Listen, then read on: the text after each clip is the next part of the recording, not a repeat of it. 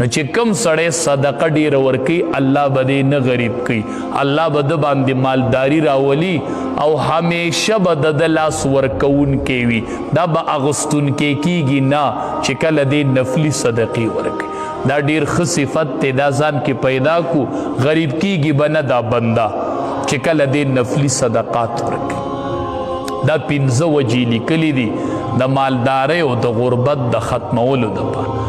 نو ابو ذر رضی اللہ تعالی عنہ فرمائی وی نبی کریم صلی اللہ علیہ وسلم چې راته نصیحت کو نو ماته وی علیک بتقوی الله، بس تقوا اختیار کړه، الله نه یریږه. قلت ما ورته وی د الله حبیب زدنی، نور راته پسې لږ سیوا وکړه، نور نصیحت راته وکړه. نبی علیہ السلام راته وی چې علیک بتلاوت القرآن، یو د الله نه یریږه او یو د قرآن تلاوت شروع که. فإنه د قرآن تلاوت شروع که فإنه نور لک فی الارض وزخر لک فی السماء. د الله نه یریږه او ما ورته وی چې نور نصیحت راته وکړه، نو وی چې د قرآن تلاوت کوه. دا په ځمکه کې نور دی او په اسمان کې ذخیره ده. زمکه کې نور دی، مخې ته به دې رڼی چې د قرآن تلاوت کوي، مخ به دې روښانه، قبیله به دې روښانه، د قرآن تلاوت کوه، د قرآن تلاوت کوه. دا په زمکه کې نور دی او په آخرت کې به دې ذخیره جوړه شي. وذخر لک فی السماء، د آخرت دپاره دا لویه سرمایه ده، دا لویه ذخیره ده چې د قرآن تلاوت کوي او دا جمع کیږي. مونږ باندې کلونه تیر شي، روح کال تیر شي، مونږ قرآن ختم کو په ناظره. قرآن کال یو روجه راشي او بل راشي او مونږ پکې چرته قرآن ختم نه کو. نبی علیہ السلام راته وی چې د قرآن تلاوت کو. ما د نبی علیہ السلام نه تپوس کو چې د الله حبیبه د آسماني کتابونه څومره نازل شوي وو. ما ته وی چې 100 صحیفې نازلې شوي دي او 4 آسماني کتابونه. د اسمان نه 100 صحیفې راغلي دي او 4 آسماني کتابونه دي.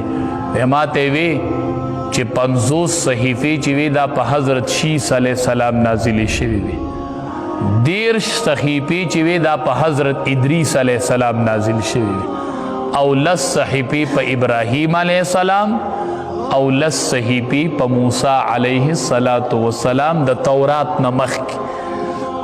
نو ټولې 100 صحیفې وي او 4 آسماني کتابونه او 100 صحیفې دا اسمان نه را نازل شوي. ما ورته وی چې د الله حبیب د ابراهیم علیه السلام په صحیفو کې څه لیکلي؟ الله حبیب د ابراهیم علیه السلام په صحیفو کې څه؟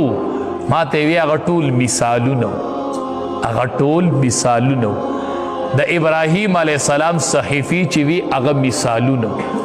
ما ته وی چې لکه یو مثال پکې دو د ابراهیم علیه السلام په صحیفو کې یوه خبره دا وه چې اے قبضه کوونکي مغرور بادشاه، اے قبضه کوونکي او مغرور بادشاه چې په ملک ته قبضه کړي او غرور د پکې ما ته دې دپاره نه وی لیږلی چې ته پیسه په پیسه جمع کا، ما ته دې دپاره لیږلی وی چې ما ته د مظلوم پر یاد راونه رسي. دا د ابراهیم علیه السلام په صحیفو کې لیکو چې اے قبضه کوونکي او مغرور بادشاه، ما ته دنیا ته دې دپاره نه وی لیږلی چې ته پیسې جمع کا، ما خو ته دې دپاره لیږلی وی چې ما ته د مظلوم پر یاد راونه رسي. د مشر نه به الله دا تپوس کوي په ورځ د قیامت. ټیک ته چې تپوس یو دی خو دا ډېر ګران دی، دا ډېر ګران کار دی مشري کول. دې نه امان غواړئ، امان امان